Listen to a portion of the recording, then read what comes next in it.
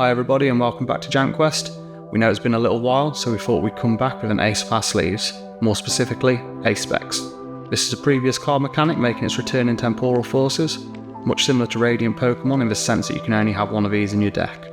So we thought we'd rank the 7 new Ace Specs cards to let you know everything you need to know and decide which one works best for you and your deck.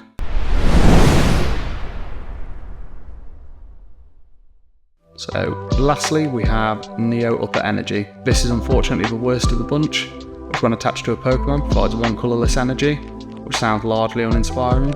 However, if attached to a stage 2 it provides 2 of any type of energy instead, which while useful this is still regrettably largely uninspiring, and will see limited use if any, as there are better options out there to fill your Ace Spec slot.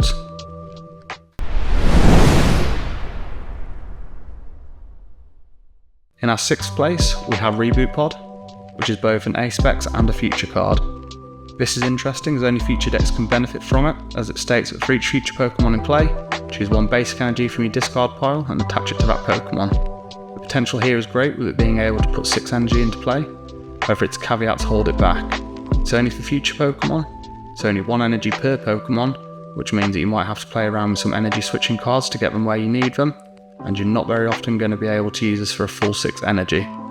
Mainly because you're probably going to be having bench spaces taken up by support Pokemon such as the Barrel, Radiant Greninja, Squawk, Lumineon, the list just goes on. However, this does seem to be the Ace Spec of choice in the new future box, built around Iron Crown EX, Miraidon and Iron Hands EX. In at number 5, in a similar fashion to Reboot Pod, we have Awakening Drum, being both an Ace Specs and an Ancient card.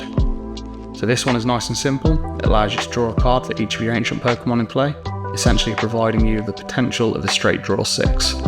Even though timing would be important here, to make sure you set up and maximise its potential, you're still very rarely looking at a draw 6, simply again due to the support Pokemon mentioned before.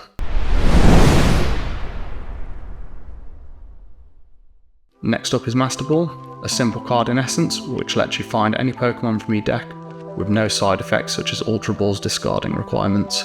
It's actually a straight reprint as well from the original Master Ball Ace Specs that came around in 2013's Plasma Blast expansion.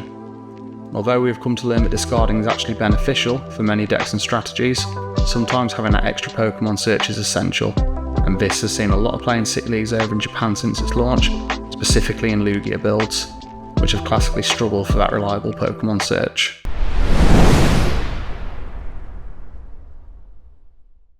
So now we arrive at the top 3, and in 3rd place we've got Hero's Cape, which reads a Pokemon this card's attached to gets plus 100 HP. This is great for all and any decks that need those extra hit points to avoid the one-hit KOs from your opponent. It's this versatility that puts it so high up the list. Think Snorlax blocks but with 250 HP.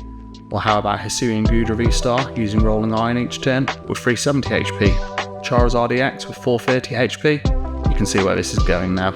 But the only thing holding it back from taking it higher is that it's a tool card, and we still have Lost Vacuum in format. This means there's potential for your opponent to remove this before you even see its benefits. Or worse, they could remove it for a KO if there's already enough damage on your previous basic HP without even needing to make an attack that turn, potentially taking a big multiple prize turn.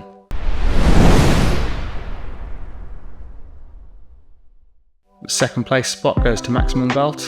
It's a tool card that lets the Pokemon it's attached to deal 50 more damage to your opponent's active Pokemon. This is huge in a lot of scenarios, but especially in a couple of best decks in format. For example, Giratina decks, it pushes Lost Impact from 280 to 330, meaning it can now one-hit KO the likes of Charizard EX and other Stage 2 EXs without needing to use its V-Star power. And then we have Charizard EX itself, which is now arguably the best deck in format, can hit 230 with Burning Darkness without needing to have your opponent have taken any prize cards. This allows for turn 2 one-hit KOs on most basic Pokemon EX and Vs, which will accelerate Charizard's game and prize trade significantly, as even just after your opponent has taken only 2 prizes, it pushes you up to 290, taking one-hit KOs on V-Stars and Stage 1 EXs, and after they've taken 4 prizes instead of 5, you're one-shotting anything. And I know that we previously mentioned with Hero's Cape about how it can be removed by Lost Vacuum. We're aware that this can too, but if you're attaching it, you're going to be using it that turn, which will at least give it more longevity and allow you to pull off your attack before the potential of it being removed. And here it is. In at number 1, we have Prime Catcher.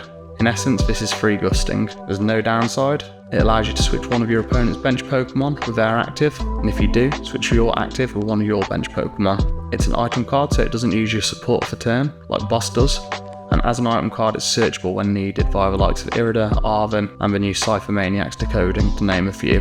We also see this to be a direct replacement for Cross Switcher, which is of course rotating out on April 5th. Rather than needing 2 pieces of a puzzle to pull it off, you only need to find the one card, making it much easier to use. Think for the likes of Temporal EX, that used to rely heavily on Cross Switcher Cologne plays, now only needs Prime Catcher Cologne, freeing up 3 extra spaces in the deck. But it will also see a bunch of play in other decks as well, where gusting is important, and let's be honest, when's it not? We can see this being the default A-spec of choice due to its application and versatility. If you're playing something different, there's probably a specific reason for it. But there you have it, our guide to A-specs returning in the Pokemon TCG. We certainly hope you enjoyed the video. Why not let us know in the comments which A-specs you'll be playing, and in which deck. Don't forget, if you're still looking to pick up the set, why not use our affiliate link to Magic Madhouse by following the link in the description. And before you leave, don't forget to like and subscribe and show your support for the channel. Thank you for watching, and take care.